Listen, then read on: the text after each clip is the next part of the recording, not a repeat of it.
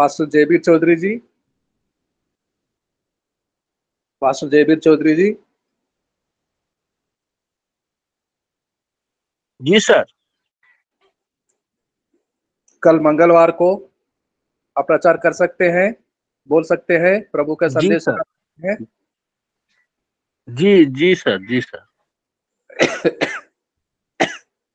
कल सुबह पास्टर जयवीर चौधरी जी नेपाल से प्रचार कर लेंगे। अब समय है प्रभु के अच्छे दास बिहार से पास्टर इंदिरा चंद्र राय जी हैं हमारे बीच में, संदेश को सुनाने के लिए तैयार में हैं। पास्टर जी, आपका स्वागत है। प्रभु की धन्यवाद हो। सब पवित्र दासियों को प्रभु यीशु के नाम से जय मसीह बोलता हूँ। प्रभु ने हमको आज अपने सिंहासन के निकट खड़ा किया। प्रभु को मैं लाखों लाखों धन्यवाद करता हूँ। प्रभु ने आज हमको चुना है ताकि प्रभु को वचन को हम बांट सके। हे परमेश्वर, आपका आइए हम एक छोटा प्रार्थना करें। अनुग्रहकारी दयालु प्रेमी परमेश्वर, स्वर्ग और पृथ्वी का प्रभु, सारे मानव का स्वामी, मैं तेरा धन्यवाद करता हूँ प्रभु जी। हृदय की गहराई से, आत्मा और सच्चाई से तेरा धन्यवाद करता हूँ प्रभु। मैं स्तुति बलि तेरी वेदी पर चढ़ाता हूँ प्रभु जी। हमारी प्रार्थना की खुशबू का सुगंध तेरे चरणों तक पहुँचने पाए प्रभु जी। हमारे हाथ फैलाना संध्या काल की अनबलि ठहरने पाए प्रभु जी। हे परमेश्वर, तूने हमारी प्रार्थना को ग्रहण किया प्रभु जी। हे पिता, मैं प्रार्थना करता हूँ प्रभु जी, शुरू से अंत तक तेरा उपस्थिति इस लुक जीसस प्रोग्राम में प्रभु जी, डिवोशन में तेरा उपस्थिति रहने के लिए मैं प्रार्थना करता हूँ प्रभु जी। कोई प्रकार की गड़बड़ी ना होने पाए और नेट को प्रभु जी अपने शरीर से रिलीज कीजिए प्रभु जी। और हम सबों को प्रभु जी शक्ति सामर्थ्य दीजिए प्रभु, ताकि तेरे वचन को प्रभु जी अच्छा से हम सुन समझ सके। हे पिता, जो वचन मेरे को डाला है मेरे मन में, मेरे अंदर से होकर मेरे मुख के द्वारा मेरे होठ को शुद्ध करके मेरे होठों के द्वारा तू हम सबको सीखने और समझने का शक्ति सामर्थ्य दे प्रभु जी। आशीष कर प्रभु जी। सारी प्रार्थना को सुना, धन्यवाद प्रभु जी। हमारी विनती प्रार्थना प्रभु यीशु के नाम से मांगता हूँ, दया से सुन ले और ग्रहण कर ले पिता। आमीन आमीन। आइए हम एक गीत गाएं। तेरी हजूरी मैं आता हूँ, मैं आता हूँ अपने भले कामों से नहीं, लेकिन तेरी कृपा के द्वारा आकर झुकता हूँ तेरे सामने। मैं गाऊं महिमा यीशु को जो बद हुआ, तेरी हजूरी मैं आता हूँ अपनी भले कामों से नहीं, लेकिन तेरी कृपा के द्वारा आकर झुकता हूँ तेरे सामने। हाँ प्रभु जी, अपने भले कामों के नहीं, अपने अच्छाई कामों से नहीं प्रभु, तेरी कृपा से, तेरे दया से आकर तेरे सिंहासन के निकट में सर को झुकाता हूँ प्रभु जी। हे पिता, तू महान परमेश्वर है प्रभु जी। मैं तो कुछ नहीं है प्रभु, मैं एक छोटा सा जीरो हूँ प्रभु। तू मुझसे प्रभु जी, मुझे ज्ञान नहीं, तू ज्ञान दीजिए। तेरा वचन कहता है प्रभु, बुद्धि की घटी हो तो मुझसे मांग, तू बिना उलाहना के उदारता से देता है प्रभु जी। हे पिता, तू मुझे इस्तेमाल कर, आशीष कर प्रभु जी। तेरे दया से, तेरा कृपा से मैं तेरी वेदी सिंहासन पर खड़ा हूँ। तो मुझे सीखने और सिखाने की शक्ति सामर्थ्य दे, आशीष कर प्रभु जी। प्रार्थना उद्धार करता प्रभु के नाम से मांगता हूँ, सुन और दया से ग्रहण के लिए पिता। आमीन आमीन। आइए हम चले वचन में, प्रभु के वचन से हमें क्या सिखाता है। आइए हम प्रकाशित वाक्य का तीसरा अध्याय का 20वां वचन देखें हम प्रभु हम क्या सिखाता है परमेश्वर।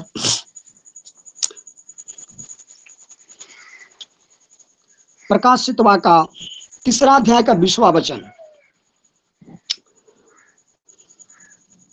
यार भाइयों, आप कुछ मदद कीजिएगा। देख, मैं द्वार पर खड़ा हुआ खटखटाता हूँ। यदि कोई मेरा शब्द सुनकर द्वार खोलेगा तो मैं उसके पास भीतर आकर के उसके साथ भोजन करूंगा और वह मेरे साथ। आमीन। प्रभु आपको आशीष दे। प्रभु की धन्यवाद हो। प्रभु का वचन हमें कहता है, देख मैं द्वार पर खड़ा हूं, मैं खटखटाता हूं। प्रभु आज हमारे द्वार पर क्या है? खटखटा रहा है, द्वार पर खड़ा है। प्रभु कहता है, देख मैं द्वार पर खड़ा हूं, मैं खटखटा रहा हूं। मेरे बेटे, मेरे बेटी, दरवाजा खोलो। आज बहुत लोग परमेश्वर के लिए दरवाजा को बंद कर दिए हैं। विश्वास करके बपतिस्मा लेके प्रभु को बेटा बेटी तो बन गए, दास दासी तो बन गए, विश्वासी तो बन गए, लेकिन प्रभु आज द्वार पर खटखटा रहे हैं, मेरे बेटी दरवाजा खोलो, मेरे बेटे दरवाजा खोलो। प्रभु द्वार पर खटखटा रहा है। आज लोग दरवाजा नहीं खोलते हैं, प्रभु को आवाज को सुनते हैं, संसारिक बातों पर ज्यादा ध्यान देते हैं, संसारिक बात को सुनते हैं, प्रभु को आवाज को नहीं पहचानते, नहीं सुनते हैं।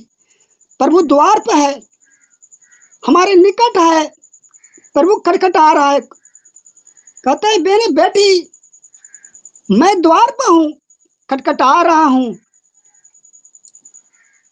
यदि कोई मेरा शब्द सुनकर द्वार को खोले तो उसके पास मैं आऊं और उसके साथ, उसके भीतर, ये मेरा घर है, अपने घर के भीतर आकर उसके साथ मैं भोजन करूं, खाऊं पीऊं, उसके साथ रहूं।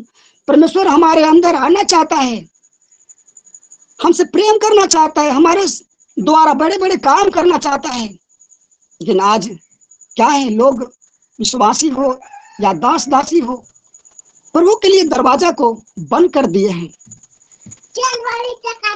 बंद कर दिए हैं, दरवाजा को नहीं खोलते हैं। प्रभु खटखटाते हैं, मेरे बेटे दरवाजा खोलो, मेरे बेटी दरवाजा खोलो, मैं द्वार पर हूं। प्रभु के लिए द्वार बंद कर दिए हैं, प्रभु की आवाज को नहीं सुनते हैं, संसार की बात पर ध्यान लगाते हैं, संसारिक बातों को सुनते हैं। प्रभु हमें चाहता है कि अपने इस घर में, ये प्रभु का बनाया हुआ घर है, अपना घर में रहना चाहता है, ये प्रार्थना के घर है। इस घर को, इस दरवाजा को बंद कर दिए हैं, इस घर में और किसी को बसा दिए हैं, और कोई आकर रहता है, उसे प्रभु निकालना चाहता है, उसमें अपना घर में रहना चाहता है। हम दरवाजा को बंद कर दिए हैं, प्रभु की आवाज को नहीं सुनते हैं। लेकिन प्रभु बुलाता है, खटखटा रहा है। प्रभु कहते हैं, देख मैं द्वार पर हूं, खटखटा रहा हूं, मेरे बेटे मेरे बेटी, अपने दिल की दरवाजा खोलो, दिल की दरवाजा खोलो। यदि मेरा शब्द सुनकर और दिल के दरवाजा को खोलेगा तो मैं उसके पास आऊंगा और उसमें भीतर आकर उसके साथ भोजन करूंगा और वो मेरे साथ। प्रभु मेरे साथ रहना चाहता है, मेरे द्वारा बड़े बड़े काम करना चाहता है।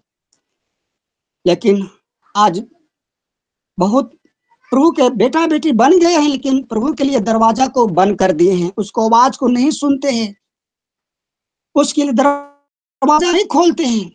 आइए हम देखें ये एजेकिएल का 36 अध्याय का 25वां वचन, परमेश्वर हमें क्या समझाता है। ये एजेकिएल का 36 का 25 वचन।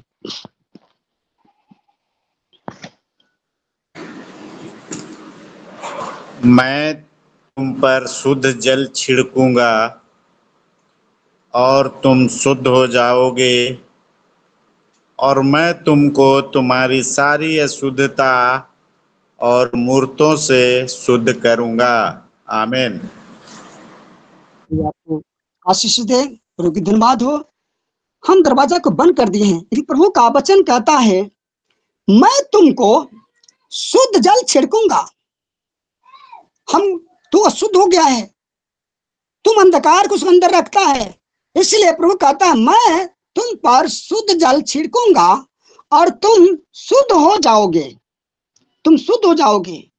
और मैं मूर्तों को तुम्हारी सारी अशुद्धता और मैं तुमको तुम्हारी सारी अशुद्धता मूर्तों से शुद्ध करूंगा, क्योंकि हम लोग अशुद्ध हो गए हैं। प्रभु कहता है तुम्हें शुद्ध करूंगा। 26 से पढ़ेंगे सर।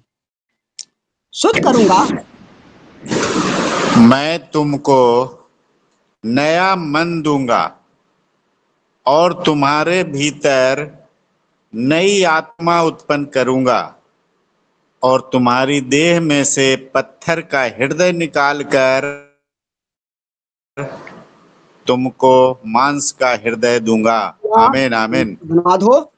प्रभु कहता है और मैं तुमको क्या करूंगा, नया मन दूंगा, तुमको नया मन दूंगा और तुम्हारे भीतर नई आत्मा उत्पन्न करूंगा, और तुम्हारे देह में से पत्थर का हृदय निकालकर मांस का हृदय दूंगा, क्योंकि तुम्हारा पत्थर का हृदय हो गया है। तू मेरे बात को नहीं मानता है, तू मेरे आवाज को नहीं सुनता है, इसलिए मैं तुम्हारे पत्थर के हृदय निकालूंगा और अपने मांस का हृदय लगाऊंगा। तू घमंडी हो गया है, तू मेरे आवाज को नहीं सुनता है, मेरे बात को नहीं मानता है। मैं पत्थर का हृदय निकालकर तुमको मांस का हृदय दूंगा, तुम्हारे पत्थर के हृदय निकालूंगा। प्रभु कहता है तुम्हारे पत्थर के हृदय निकालूंगा, मैं मांस का हृदय दूंगा, क्योंकि तू घमंडी हो गया है, तू मेरी आवाज को नहीं सुनता है, मेरे बात को नहीं सुन मानता है। 27 से पढ़ें सर।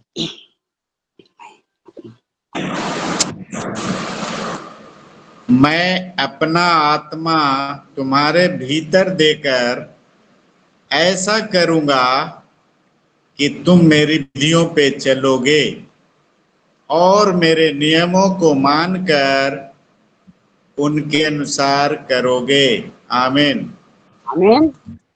प्रभु कहता है और मैं क्या करूंगा कि मैं अपना आत्मा तुम्हारे भीतर देकर ऐसा करूंगा कि तुम मेरी विधियों पर चलोगे और मेरे नियमों को मानकर उनके अनुसार करोगे। तुम्हारे जो भीतर जो पुरानी आत्मा है जो तुम्हें अशुद्ध करता है, उसे मैं निकालूंगा, उस पत्थर के हृदय को निकाल दूंगा, उनके बाहर करूंगा, क्योंकि वो मेरी आवाज को सुनने नहीं देता है। तुम्हें घमंडी बना दिया है, तुम्हें सुन कर दिया है। प्रभु कहता है मैं अपना आत्मा तुम्हारे भीतर देकर ऐसा करूंगा कि तुम मेरी विधियों पर चलोगे और मेरे नियमों को मानकर उनके अनुसार करोगे। जब मेरा आत्मा तुम्हारे आएगा अंदर, तब तुम मेरे नियम को तुम मानोगे और उसे करोगे। 28 से पढ़ेंगे सर। तुम उस देश में बसोगे जो मैंने तुम्हारे पितरों को दिया था, और तुम मेरी प्रजा ठहरोगे और मैं तुम्हारा परमेश्वर ठहरूंगा। आमीन आमीन। धन्यवाद हो। तुम उस देश में बसोगे। प्रभु कहते हैं जब तुम मेरे विधियों को मान लोगे, मैं तुम्हें अपना आत्मा डाल दूंगा, तब तुम क्या करोगे, उस देश में बसोगे जो मैंने तेरे पितरों को दिया था, और तुम मेरी प्रजा ठहरेंगे और मैं तुम्हारा परमेश्वर ठहरूंगा। हालेलुया। 29 से पढ़ेंगे सर। मैं तुमको तुम्हारी सारी अशुद्धता से छुड़ाऊंगा और अन्न उपजने की आज्ञा देकर उसे बढ़ाऊंगा और तुम्हारे बीच अकाल न डालूंगा। आमीन आमीन। हालेलुया। जब हमारा अंदर से उस पत्थर के हृदय परमेश्वर जब निकाल देगा, जब मांस के हृदय डालेगा, तो हमारा मन पुराना निकाल कर नया कर देगा परमेश्वर। और प्रभु कहता है कि और मैं तुम्हारा परमेश्वर ठहरूंगा, मैं तुमको तुम्हारी सारी अशुद्धता जो तुम्हारे अंदर पुराना स्वभाव, पुराने जो आत्मा है वो शुद्ध करता है, उस तुम्हारी अशुद्धता से शुद्ध करूंगा और अन्न उपजाने की आज्ञा दूंगा। तेरे बेरी भंडार में, तेरे खेती बाड़ी में क्या कर, उसके बाद मैं अन्न उपजाने की आज्ञा देकर उसे बढ़ाऊंगा और तू मेरे बीच और क्या करूंगा, और तुम्हारे बीच अकाल ना डालूंगा। जो तुम्हारे अकाल थे, तुम्हारे घटे कमे थे, जो तुम्हारे अंधकार तुमको बीमार डाले थे, वो अब तुम्हारे नहीं रहेगा। कभी अकाल मैं नहीं डालूंगा, तुमको मैं आजाद कर दूंगा। हालेलुया। हम क्या है, परमेश्वर का आवाज को हम नहीं सुनते। क्यों नहीं सुनते? क्योंकि हमारा अंदर पत्थर का हृदय हो गया है। वो जो क्या है कि परमेश्वर का आवाज क्यों नहीं सुनता है? आज लोग दरवाजा बंद कर देते हैं क्योंकि उसका पत्थर के हृदय हो गया है। प्रभु को आवाज को नहीं सुनते, प्रभु के लिए दरवाजा को नहीं खोलते हैं। लेकिन प्रभु आज हमें क्या योजना है, हमारे साथ क्या करना चाहता है? प्रभु हमें बहुत कुछ हमारे लिए योजना बनाए हैं, लेकिन हम दरवाजा को बंद कर दिए, प्रभु को आवाज को सुनते नहीं है। आइए हम देखें वचन व्यवस्था विवरण का 31 का 6 वचन। प्रभु हमें से वचन के द्वारा हमसे क्या कहते हैं? व्यवस्था विवरण 36 अध्याय का 31 वचन, 31 अध्याय का 6 वचन। व्यवस्था विवरण 31 अध्याय का 6 वचन। तू हियाव बांध और दृढ़ हो, उनसे न डर और न भयभीत हो, क्योंकि तेरे संग चलने वाला तेरा परमेश्वर यहोवा है, वह तुझको धोखा न देगा और न छोड़ेगा। आमीन आमीन। प्रभु का वचन हमें कहता है तू हिवा बांध और दृढ़ हो, तू हिवा बांध और दृढ़ हो, उनसे न डर। उस अंधकार से, उस बीमारी से, उस रोग से, तो उनसे मत डर और ना भयभीत हो, क्योंकि तेरा संग चलने वाले तेरा परमेश्वर यहोवा है, वह तुझे को धोखा न देगा और ना छोड़ेगा। हमारा परमेश्वर वादा करता है, वो कभी नहीं धोखा देता है और ना कभी छोड़ता है। प्रभु कहता है उससे मत डर, मैं तेरे संग संग चलने वाला परमेश्वर यहोवा हूं। जब हमारा वो पत्थर के हृदय निकल जाएगा, जब मांस के हृदय पर का हमारे अंदर आएगा, तो हमें भय का आत्मा नहीं, सामर्थ का आत्मा मिलेगा। प्रभु कहता है हमसे मत डर। प्रभु हमारा संग संग चलने वाला वादा करता है। आइए हम देखें पहला शमूएल 12 का 16 में प्रभु हमसे अपने वचन से हमें क्या सिखाता है।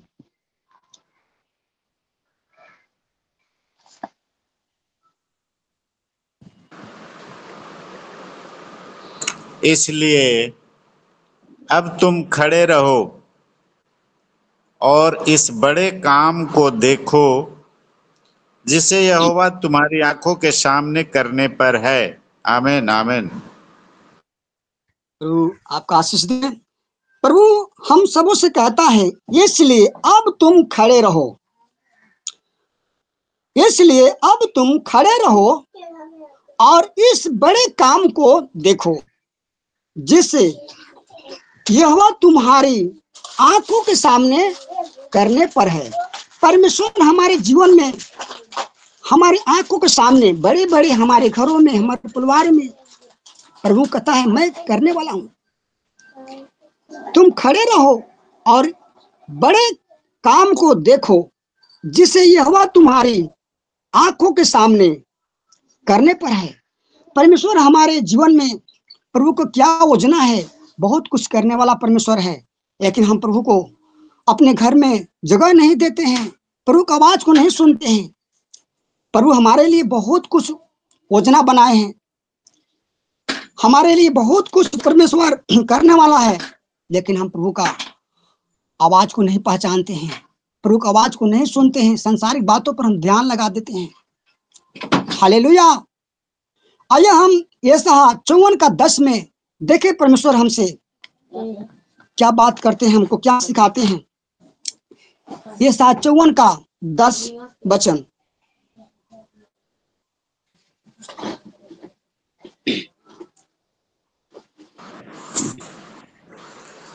चाहे पहाड़ हट जाए और पहाड़ियां टल जाएं, तो भी मेरी करुणा तुझ पर से कभी न हटेगी और मेरी शांतिदायक वाचा न टलेगी। यहोवा जो तुझ पर दया करता है उसका यही वचन है। आमीन आमीन आमीन आमीन।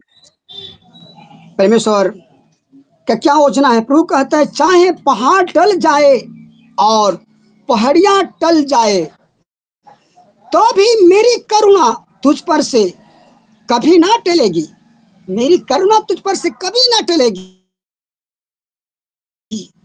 और मेरी शांतिदायक वचन न टलेगी। यहोवा जो तुझ पर दया करता है उसका यही वचन है। पहाड़ टल जाएगा, पहाड़ियां टल जाएगा, प्रभु का करुणा तुझ पर से कभी नहीं टलेगा। आकाश टल जाएगा, सूरज टल जाएगा, पृथ्वी टल जाएगा, लेकिन प्रभु का वचन नहीं टलेगा, अटल है। परमेश्वर सच कहता है, प्रभु का वचन ये अटल है। पहाड़ टलेगा, पहाड़ियां टलेगा, लेकिन प्रभु कहता है मेरी करुणा तुझ पर से कभी ना टलेगा। हालेलुया। परमेश्वर हमसे बहुत पक्का बच्चा बांधा है, से प्रेम करता है, हमारे लिए बहुत योजना रखा है। परमेश्वर हमारे साथ साथ रहना चाहता है, हमारे जीवन में बड़े बड़े काम करना चाहता है, लेकिन आज हम लोग प्रभु को लिए दरवाजा को बंद कर दिए, नहीं खोलते हैं, प्रभु की आवाज को नहीं सुनते हैं, हमारा हृदय पत्थर का हो गया है। हालेलुया। आइए हम यशायाह 60:20 वचन में देखें प्रभु हमसे क्या बात करते हैं, प्रभु का वचन हमें क्या सिखाता है। यशायाह 60:20 वचन। तेरा सूर्य फिर कभी अस्त न होगा और न तेरे चंद्रमा की ज्योति मलिन होगी, क्योंकि यहोवा तेरी सदैव की ज्योति होगा और तेरे विलाप के दिन समाप्त हो जाएंगे। आमीन आमीन। प्रभु की धन्यवाद हो। प्रभु आपके लाखों को आशीष दे। प्रभु का वचन हमें कहता है कि तेरा सूरज फिर कभी अस्त ना होगा और ना तेरे चंद्रमा की ज्योति मलिन होगी, क्योंकि ये चंद्रमा, ये सूरज हमारा नहीं है, हमारा सूरज, हमारा चंद्रमा, हमारा प्रभु यीशु है। उसका ज्योति कभी मलिन न होगी, क्योंकि यहोवा तेरी सदियों की ज्योति होगा। हमारा कौन है? हमारा परमेश्वर, हमारा प्रभु यीशु सदियों सदियों का वही हमारा ज्योति होगा और तेरे विलाप का दिन समाप्त हो। प्रभु कहता है जो तुम्हारा विलाप है, जो तुम्हारा दुख है, जो बीमारी है, जो गरीबी है, जो समस्या है, वो क्या है? अब तुम्हारा विलाप समाप्त हो जाएंगे। तुम्हारे सदियों सदियों के लिए ज्योति तुम्हारे साथ रहेगा। अब तुम्हारे अंदर विलाप नहीं रहेगा, गरीबी नहीं रहेगा, दरिद्रता नहीं रहेगा, दुख नहीं रहेगा। अब तुम सब कुछ समाप्त हो जाएगा। हालेलुया। 21 से पढ़े सर। तेरे लोग सब के सब धर्मी होंगे, वे सर्वदा देश के अधिकारी रहेंगे। वे मेरे लगाए हुए पौधे और मेरे हाथों का काम ठहरेंगे, जिससे मेरी महिमा प्रकट हो। आमीन आमीन। हालेलुया। प्रभु के परमेश्वर का धन्यवाद हो। प्रभु कहता है तेरे लोग जो होंगे, तेरे नाती पोते, अब से तेरे जितने लोग होंगे, वह सर्वदा देश का अधिकारी होंगे। वो क्या होंगे? सर्वदा, पीढ़ी से पीढ़ी सब क्या होंगे? देश की अधिकारी होंगे। वो मेरे लगाए हुए पौधे और मेरे हाथों का काम ठहरेंगे, जिससे मेरी महिमा प्रकट होगा। हालेलुया। परमेश्वर हमारे लोगों को देश के अधिकारी ठहराएगा, ताकि उनके द्वारा प्रभु को महिमा होगा। हालेलुया। परमेश्वर हमें बहुत कुछ, हमारे जीवन में बहुत कुछ योजना लेकर आए हैं। परमेश्वर बहुत सोचते हैं, लेकिन आज हम क्या है? प्रभु के लिए दरवाजा को नहीं खोलते हैं। हालेलुया। आइए हम यिर्मयाह 31 का 16 देखते हैं। परमेश्वर हमें वचन द्वारा हमसे क्या सिखाते हैं। यिर्मयाह 31 का 16 वचन।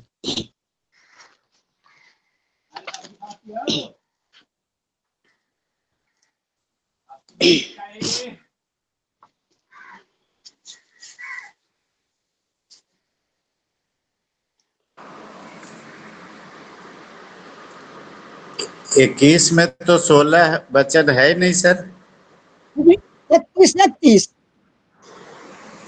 31 का 16 वचन।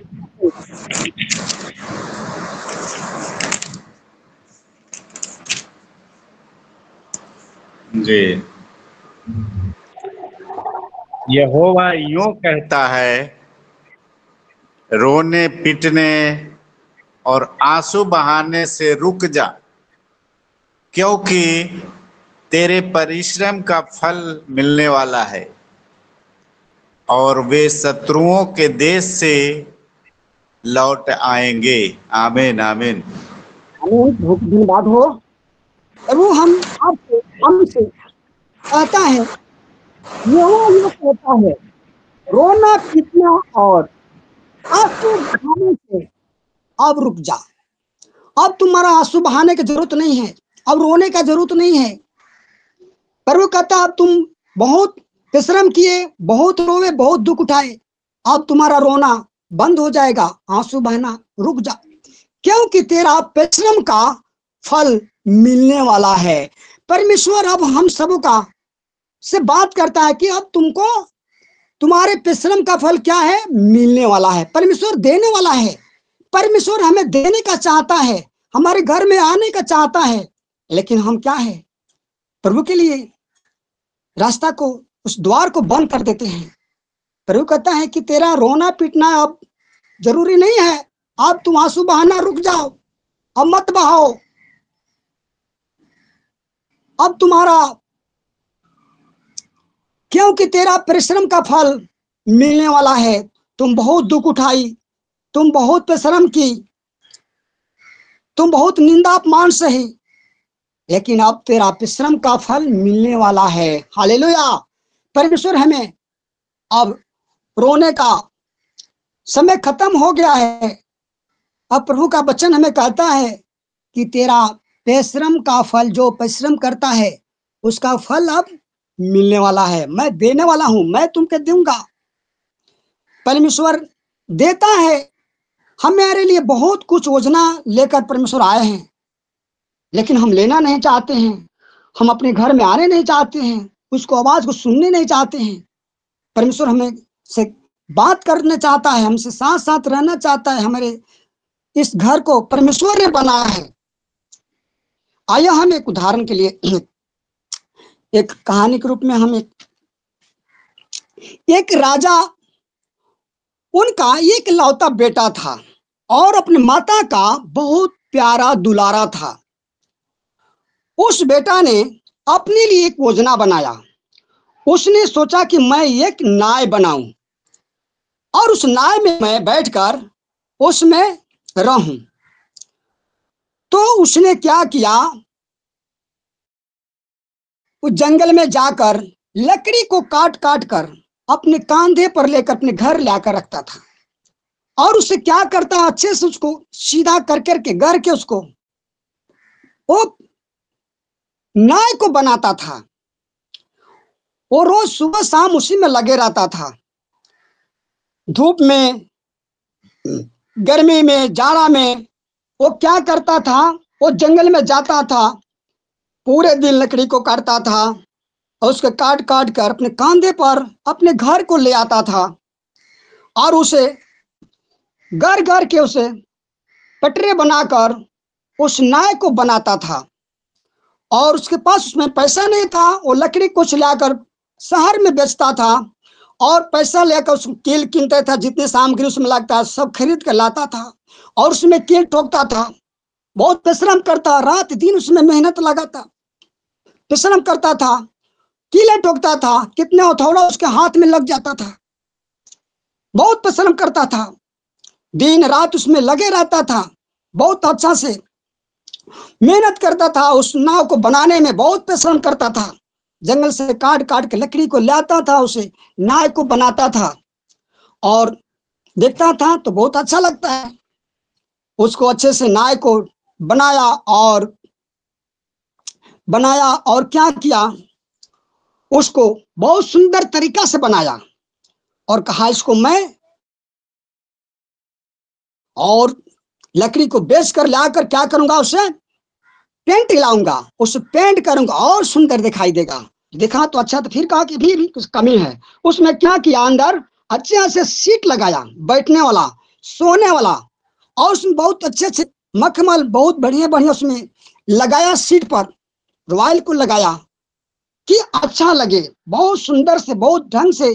परमेश्वर बहुत मन चीज से वो लड़का ने क्या कि अपना नाव को बनाया और ऊपर से क्या किया, धूप या बारिश ना लगे, बहुत अच्छा से जैसे बस का उस पर रहता है उससे, और नाव को बहुत अच्छा से बनाया, बहुत सुंदर बनाया। जब बना दिया तो देखा तो बहुत सुंदर, बहुत अच्छा लगा, बहुत खुश हुआ। हाँ, मेरा नाव कितना सुंदर है, कितना अच्छा है, कितना प्यारा है, बहुत खुश हुआ। और उस नाव को लेकर एक बड़ी नदी में ले गया और उसमें क्या करता था, इस पार से उस पार बैठ कर उसमें नाव को ले आता। हर दिन यही करता था, उसमें बैठकर नाव को चलाता था। एक दिन का बात है, वो क्या किया, पूरे दिन सुबह ठंडे में चलाता था और उसको नाव को शाम को क्या करता था, नदी के किनारे लगा देता था। वो लगाकर शाम को घर गया, खाया पिया सोया। सुबह उठा तो जब आया तो देखा तो नाव नहीं है। अचानक रात में पानी आ गया और उस पानी उस क्या कि नाव को वहां से अलग दहवा कर लेकर चल गया। वो देखा हमारा नाव नहीं, बहुत उदास हुआ, बहुत उसमें चिंतित हुआ, घबराया, रोने लगा। उस दिन वो खाया पिया नहीं, भूखा रह गया। उसको बहुत उस नाव के लिए बहुत घबराया, चिंता हुआ, मेरा नाव, मेरे प्यारी नाव कहाँ चला गया, मेरी इतना सुंदर नाव बनाया था, इतना अच्छा नाव बना था। उसने बहुत रोया, दुखित हुआ। उस दिन खाना नहीं खाया, उस नदी के किनारे किनारे कुछ दूर गया, नहीं मिला, फिर घर लौट कर आया। दूसरे दिन गया, देखा, चलते चलते सोचा कि भाई और कुछ दूर चलते हैं, हम इसको देखते हैं कहाँ गया है। चलते चलते जब गया कुछ दूर तो एक बनिया ने उस नाव को अपने दरवाजे पर रखा था तो देखा, अरे ये तो यही मेरा नाव है, अरे मेरे प्यारे नाव मिल गया। उसने कहा ये मेरा नाव है। उसने कहा अरे ये बिकने वाला नाव है, ये जो पैसा देगा वही ले जाएगा। तो उसने पूछा कि इसका कितना कीमत है? उसने कहा ये 500 रुपया इसका कीमत है, जो पैसा देगा उसी का नाव होगा। उसने कहा इस नाव को किसी को नहीं देना, मैं इसको नाव को मैं खरीदूंगा, मैं जाता हूं घर, अभी पैसा लेकर आता हूं। उसने अपने घर आया, उसके घर में पैसा भी नहीं था। उसने किसी को घास काटा, 100 रुपया मिला। फिर दूसरे दिन किसी का जाकर झाड़ू लगाया, 100 रुपया मिला। 2 दिन में 200 रुपया। कहा 200 रुपया, अभी 300 रुपया बाकी है। फिर किसी को खेत में काम किया, 100 रुपया मिला, 300 रुपया कमाया। फिर किसी के घर गया, झाड़ू पोछा लगाया। ऐसे करके 500 रुपया को कमा कर मजदूरी और इकट्ठा किया। कहा अब मैं अपने नाव को से खरीद लूंगा। वो पैसा लेकर उसने उस बनिया के पास गया और कहा ये पैसा लो और इस नाव को दे दो। उस नाव को जब बनिया दे दिया, इसके हाथ में जब नाव आ गया, इसको बहुत खुशी हुआ, बहुत आनंद आया। अरे मेरे प्यारे नाव, अरे मेरी खोया हुआ नाव मिल गया, कितना अच्छा, मेरी प्यारी नाव है। बहुत खुशी हुआ, बहुत आनंद हुआ। प्यारे भाइयों और बहनों, वो नाव आप है, मेरी प्यारी बहन आप है, मेरे भाई आप है। वो नाव खो गया था, हम दूर हो गए थे।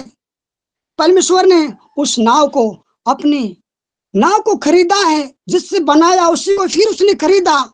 ये नाव पानी में चलने वाला नहीं है, ये नाव ये हवा से चलती है, ये बिना पानी का नाव चलता है। ये नाव को चलाने वाला परमेश्वर है। इस नाव को परमेश्वर ने खरीदा है, बहुत मेहनत से बनाया है। इस नाव को परमेश्वर खरीद लिया है। इस नाव में जब हमको कोई दुख हो जाता है, बीमारी होता है, तो हम घबरा जाते हैं। जैसे यूहन्ना, पतरस, याकूब सब क्या है, बारह चला जब नाव में प्रभु यीशु के साथ जा रहे थे, तो जो बीच धार में अचानक आंधी तूफान आ गया और चेला लोग घबरा गए। अब हम लोग नहीं बचेंगे, हम नष्ट हो जाएंगे। वो सोचेंगे अब बचेंगे नहीं, अब तो नाव डूबने जा रहा है। तो प्रभु यीशु के पास आकर विनती करने लगे, हे प्रभु मुझे बचाओ, मैं नष्ट होने जा रहा हूं। उसी तरह ये नाव जो अचानक कोई बड़े बड़े बीमारी आ जाता है, डॉक्टर कहता है ये नहीं बचने वाला है, कैंसर है, टीबी है, ये शुगर हो गया है, ये नहीं बचेगी, तो हमें क्या करना है? प्रभु से प्रार्थना करना है, विनती करना है। उस नाव में जब वो लहर को परमेश्वर ने क्या किया, डांटा, आंधी थम जा, पानी थम गया। उसी तरह इस नाव में प्रभु है, इसको चलाता है। जब हमको थोड़ा सा दुख आता है तो हम डगमगा जाते हैं, हम घबरा जाते हैं। जैसे वो चेला लोग घबरा गए नाव में कि अब हम लोग नहीं बचेंगे। ऐसे डॉक्टर जवाब दे देता है कि ये नहीं बचेगा, लेकिन परमेश्वर उसको बीमारी को डांटेगा, उस रोग को डांटेगा, उस रोग बाहर हो जाएगा, पथरी गल जाएगा, कैंसर निकल जाएगा। हम थोड़ा थोड़ा बीमारी में घबरा जाते हैं, लेकिन हमको विश्वास करना है ये नाव में परमेश्वर बैठा है, इस नाव को परमेश्वर चला रहा है, ये परमेश्वर का नाव है। हमको इस नाव में प्रभु को जगह देना है। ये प्रभु इस नाव को चला रहा है, ये हवा में चलती है।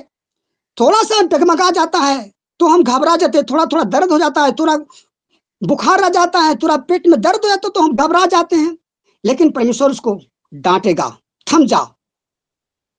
उस आंधी को, उस पानी को डांटा, थम जा, तुरंत आंधी पानी थम गया, क्योंकि उसमें परमेश्वर था। इस चेला लोग सोचे कि अब हम लोग नहीं बचेंगे। वैसे हम सोचते हैं कि हमारे भारी भारी बीमारी आ गया, इतना हम कलेश में पड़ गए, इतना सताम आ गए, हम नहीं बचेंगे। लेकिन परमेश्वर से हम प्रार्थना करेंगे, प्रभु मुझे बचाइए। परमेश्वर उसको डांटेगा, वो बीमारी निकल जाएगी, वो समस्या निकल जाएगा। हम खोए हुए थे, भटके हुए थे, प्रभु हमें ढूंढ कर ले आया था। परमेश्वर हमारा ये नाव को चलाता है, उसी का नाव हुआ है, उसका बनाया हुआ, उसको हाथ से बनाता है प्रभु। वो अपने नाव में रहना चाहता है, लेकिन हम क्या है, इसका दरवाजा बंद कर देते हैं, उसका सुनते हैं। जब इस नाव में परमेश्वर रहेगा तो ये नाव डूबेगा नहीं, कितनों तूफान आएगा, क्लेश आएगा, बड़ी बड़ी बीमारियां आएगी, लेकिन परमेश्वर उसको डांटेगा, वो निकल जाएगी। आइए हम एक गाने को गाए। अब्बा पिता, अब्बा पिता, प्रेमी परमेश्वर, दयालु तारणहार, तिर्यक परमेश्वर। अब्बा पिता है प्रेमी परमेश्वर, दयालु तारणहार, तिर्यक परमेश्वर। खोए हुए थे, भटके हुए थे, ढूंढने हमें आया, गले लगाया, चुमा है हमको, शरण में ले आया। धन्यवाद प्रभु को, धन्यवाद। हम तो दलित थे, हम तो पतित थे, डाली नजर वो नाथ, ढाढ़स बढ़ाया, आंसू को पोछा, थामा हमारा हाथ। धन्यवाद प्रभु को, धन्यवाद। दलदल के कीच में हम तो पड़े थे, तूने निकाला हमें, कलवारी क्रूस से हमें खरीदा, अपना बनाया हमें। धन्यवाद प्रभु को, धन्यवाद।